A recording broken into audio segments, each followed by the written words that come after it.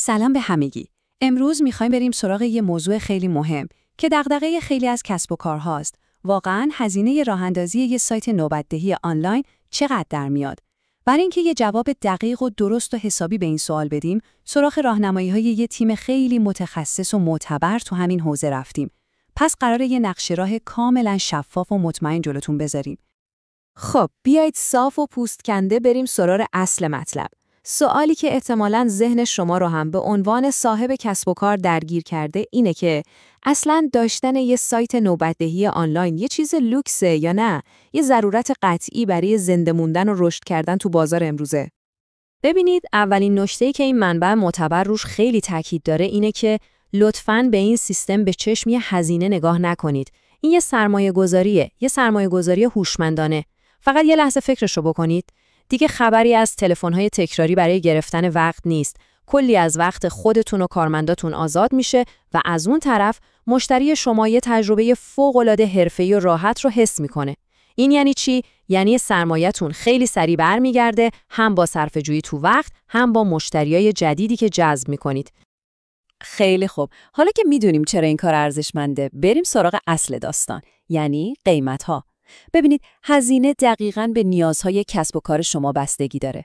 برای اینکه یه دید کاملاً شفاف داشته باشید و بتونید با خیال راحت بهترین گزینه رو انتخاب کنید، بیایید با هم 3 پلن اصلی رو بررسی کنیم. اول از همه پلن پایه. این پلن برای یه شروع قدرتمنده. یعنی مثلا برای مشاورها، سالن‌های زیبایی یا کلینیک‌های کوچیک که میخوان یه سیستم رزرو ساده و حرفه‌ای داشته باشن، عالیه. اینجا تمرکز روی اینه که مشتری خیلی راحت وقتش رو بگیره بدون پیچیدگی و بدون نیاز به پرداخت آنلاین. خب، هزینه این پلن حدوداً بین 8 تا 10 میلیون تومانه. با این هزینه شما یه سیستم کامل برای شروع دارید. مشتری تاریخ و ساعت رو انتخاب میکنه، شما یه پنل مدیریت برای کنترل همه چیز دارید و ایمیل های تایید و یادآوری هم اتوماتیک ارسال میشه. یه شروع تمیز و حرفه‌ای. خب بریم یه پله بالاتر، پلن پیشرفته. این پلن برای کسب و کارهاییه که چند تا کارمند دارن یا خدمات مختلفی ارائه میدن. مهمترین قابلیت این پلن اضافه شدن پرداخت آنلاین و پیامکه. پرداخت آنلاین باعث میشه رزروها قطعی بشن و کنسلی ها به شدت کم بشه. یادآور پیامکی هم که دیگه خیالتون رو از بابت حضور مشتری راحت میکنه. هزینه این پلن بین 15 تا 20 میلیون تومنه و در ازاش شما ابزارهای خیلی قدرتمندی مثل درگاه پرداخت، سیستم پیامکی، تقویم‌های پیشرفته برای مدیریت کارمندای مختلف و یه پنل کاربری اختصاصی برای مشتری‌ها میگیرید. و اما میرسیم به بالاترین سطح، یعنی پلن حرفه‌ای. این دیگه برای سازمان‌های بزرگ، کلینیک‌های خیلی تخصصی یا شرکت‌هایی که سیستم نوبت‌دهیشون باید با نرم افزارهای داخلیشون، مثلا سیستم حسابداری یا مدیریت مشتری، یک پارچه بشه. هزینه این سطح از 50 میلیون تومان شروع میشه و میتونه تا 80 میلیون و حتی بیشترم بره. چرا؟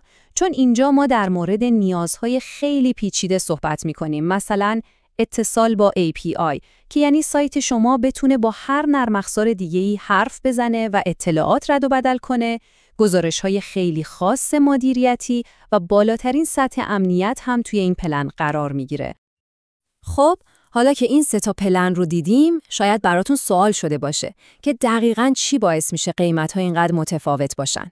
بیایید با هم ببینیم چه عواملی روی قیمت نهایی تأثیر میذارن تا دقیقاً بدونید پولی که پرداخت میکنید صرف چه چیزی میشه.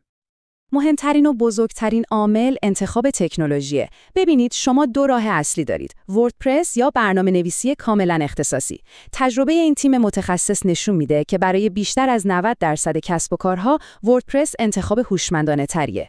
چرا؟ چون هم هزینه‌ها رو بین 50 تا 70% کاهش میده، هم خیلی سریعتر آماده میشه.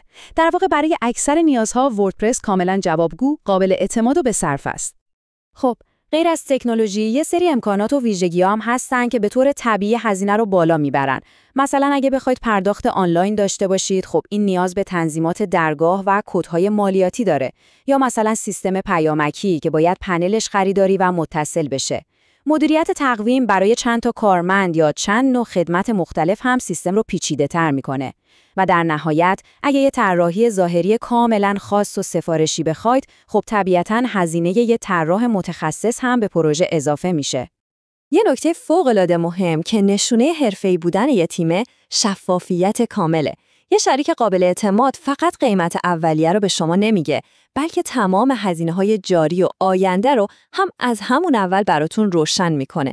پس بیایید با هم به این هزینه‌های تکرار شدن هم یه نگاهی بندازیم. چیزهایی که خیلی‌ها ممکنه اولش بهش فکر نکنن. ببینید، یه سری هزینه‌های سالانه و تکراری وجود داره که برای زنده نگه داشتن سایتتون ضروریه، مثل هزینه دامنه که همون آدرس سایت شماست، یا هزینه هاست که انگار دارید یه فضا روی اینترنت اجاره می‌کنید. به علاوه، افزونه‌های تخصصی هم معمولاً نیاز به پشتیبانی دارند. همونطور که می‌بینید، این مبالغ خیلی زیاد نیستن، اما برای اینکه سایتتون همیشه سریع، روان و امن کار کنه، کاملاً حیاتی‌اند.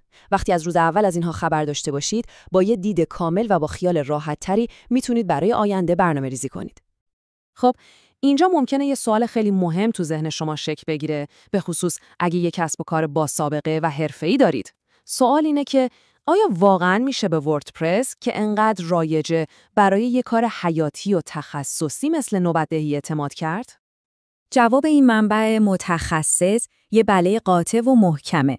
ببینید وقتی وردپرس توسط یه تیم حرفه‌ای پیاده سازی و امن سازی بشه، یه سیستم فوق‌العاده قدرتمند و انعطاف پذیره. این یه حرف نیست، یه واقعیته. در حال حاضر خیلی از کلینیکا و مراکز بزرگ و معتبر تو ایران دارن با همین سیستم کار میکنن و کاملا هم راضی هستن. پس نکته کلیدی و حرف آخر اینه، مهمتر از این که تکنولوژی چیه، اینه که کی اون رو براتون پیاده سازی میکنه. تخصص و تجربه اون تیمه که حرف اول رو میزنه. انتخاب یه تیم متخصص که واقعاً کسب و کار شما رو بفهمه و نیازهای شما رو درک کنه، کلید داشتن یه سیستم مطمئن، کارآمد و موفقه. خب، حالا شما یه نقشه راه کاملاً شفاف جلوتونه. با این اطلاعات دقیق و معتبر دیگه میتونید با چشم باز و با اعتماد کامل برای کسب و کارتون تصمیم بگیرید. تنها سوالی که باقی میمونه اینه، قدم بعدی شما برای دیجیتالی کردن و رشد دادن کسب و کارتون چیه؟